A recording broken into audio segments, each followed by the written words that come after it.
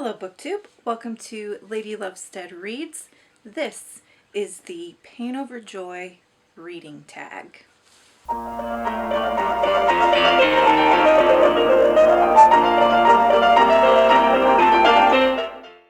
If you are new here, hello, my name is Jessica. I'm Queen of Castle Lovestead, which is my home nestled in the prairie realm of Booklandia.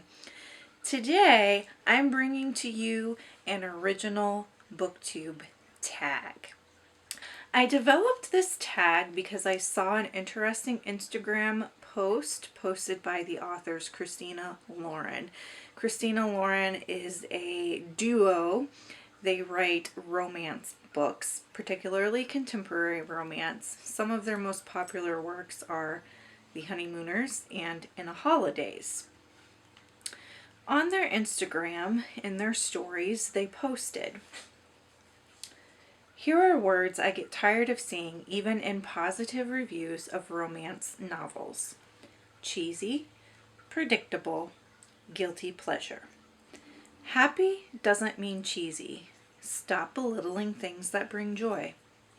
A happily ever after is guaranteed with romance. That doesn't necessarily make it predictable. It makes romance novels reassuring. And guilty pleasure is the most frustrating. Just because reading or watching something romantic feels good doesn't make it somehow shameful." These words matter. This wasn't even about a review of our book. It was about a mystery romance in our feed that looks awesome. But we see these in reviews, and we never want readers to have to explain away why they picked up a romance novel. You shouldn't have to defend to your followers why you picked something up lighthearted over something intense and serious. Somewhere along the line, we started to value content that elevated pain above joy, made it somehow more intellectually valuable. Why do we do that? Thought that was an amazing question to ask, and it had me really thinking about even more questions to ask around the topic. So voila, we have a book tag. I will share the full quote from Christina Lauren in the description down below as part of the tag. And let's go ahead and get started with the questions. Question 1. Do you read mostly books illustrating pain or books illustrating joy? Why? For myself, I read a combination of the two. Now, originally, I had a habit of focusing on books that elevated pain over joy. I had a habit of reading books that really were about a lot of trauma, either individual or as a society. But in the past 6 months, I have really started to get into some genres I haven't read much of in the past. And those genres do include romance and cozy mysteries and just fun paranormal reads. And so I would say my reading habits as they stand today, it's about 50-50. 50-50. 50% of it are the harder hitting literary works, classics, horror, thrillers. And the other 50% is more lighthearted romance, cozy mysteries, middle grade. The reason for that is because I have been very socialized to value pain over joy when it comes to choosing books and literature and reading. For those of you who don't know, I'm a university professor. So I spend most of my time in circles of academics, intellectuals, and scholars. And in these circles, the most valuable works are nonfiction, classics, and hard-hitting, experimental, boundary-pushing literary fiction. Everything else really isn't discussed or talked about. I have never met another academic who openly admits to reading bodice ripper romance, for example.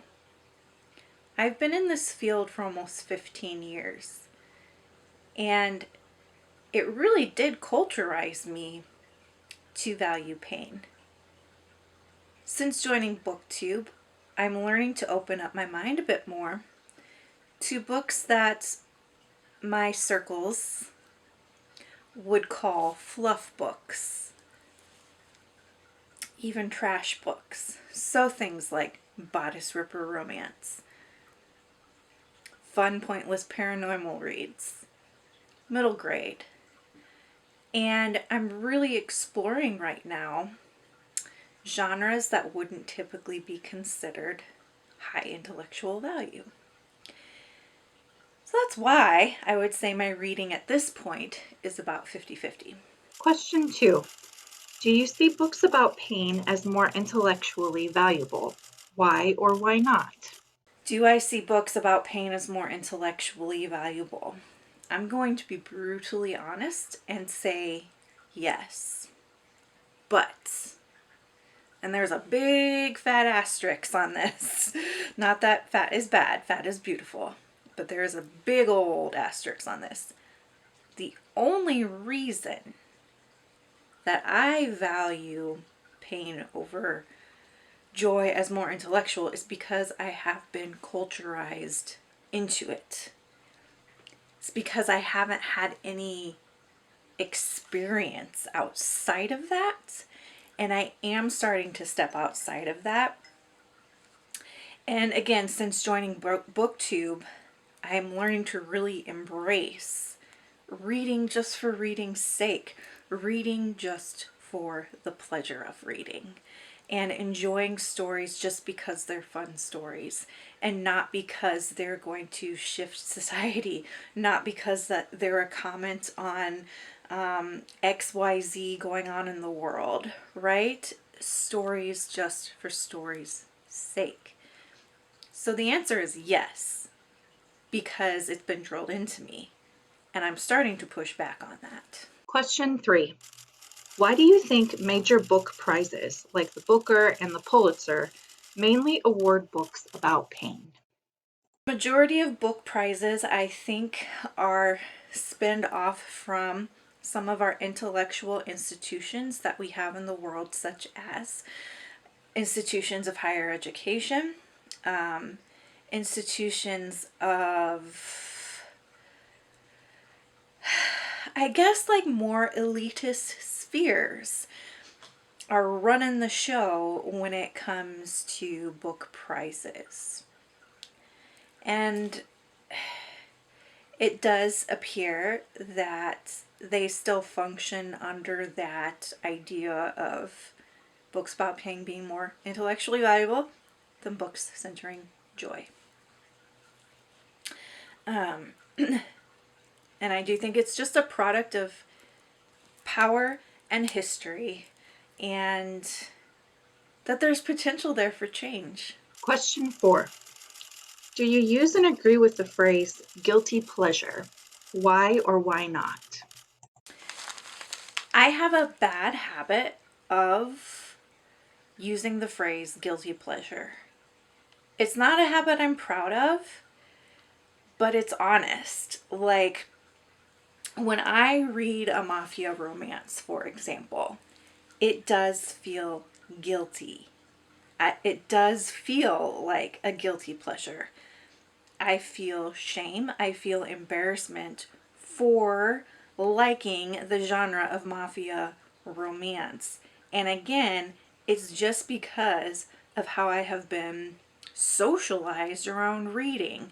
And it's just because of the social circles that I've been in when reading.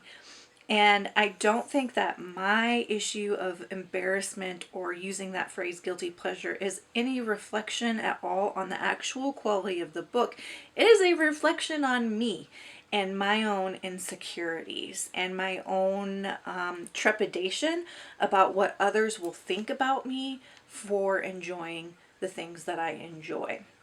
It's something that I'm working on. But again, to be honest, like, yes, I feel some guilt and embarrassment around certain genres. And again, it's not because that I think that the books are of less value. It's because I'm afraid of what other people will think of me for reading the books that they think have less value. Question 5.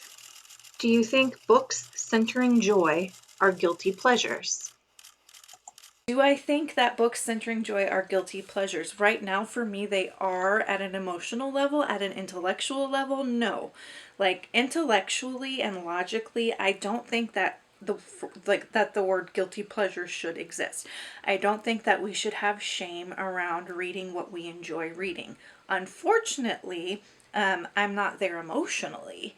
Like emotionally, I still have some of that, like I was saying, that embarrassment around certain genres that I read, and embarrassment even about the genre that I write in. So I have written a young adult fantasy, and because I've spent so much time in like MFA worlds where people are focusing on like high art when it comes to their writing, the fact that I wrote a YA fantasy, to me, I know that those people that I have associated with are going to go, oh, cute. Now let's get back to my serious work. Like, what's the serious work that you're working on? And maybe I just don't know the right people. Question 6. Do you read in secret? Are there books you read but never talk about because of embarrassment, shame, or guilt about liking them? So the answer to that question is no, I do not read in secret. I share everything that I read with you here on BookTube.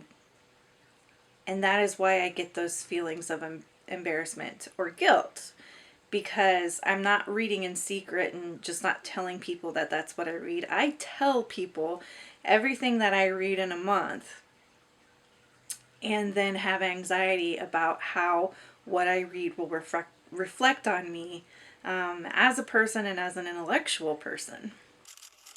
Question 7. Who do you tag? So, who do I tag? I have to tag the tag man, Kid at Kit's World. I do want to tag Becca at Becca Woodward, because she really does value joy in books and has no shame around that. So I would love to hear Becca. Becca, if you have advice for me on how to get past this, please let me know. I tag Tiffany at Beach Bum Bookworm, who also has no shame about reading what she reads. I tag Cozy Row at Cozy Reads Mystery, who has no shame about what she reads, and judges nobody for what they read. I tag Simon and Amy at BookTube with Simon and Amy, who often have no shame about judging others for what they read. And last, I will tag Crystal at Crystal's Bookish Life, because she's also been very outspoken about being a proud romance reader and actually having gone through a process of feeling shame to feeling pride. So I would love to hear all of your thoughts on these questions. If this is a tag that you just want to do because you find it interesting, I tag you as well. So to cap things off here, shame around reading choices is something that I'm working on. Please know that if you are reading a cozy mystery, a romance, a YA fantasy, like, I have no judgment of you whatsoever. I admire you for unabashedly reading what brings you joy, for valuing joy over pain when it feels right to you. And I wish that I could be more like you, and I'm working on it, and I'm getting there. So until next time, make sure that you continue to read good books that you enjoy and love. Drink good coffee. Take care of yourselves and each other. Bye.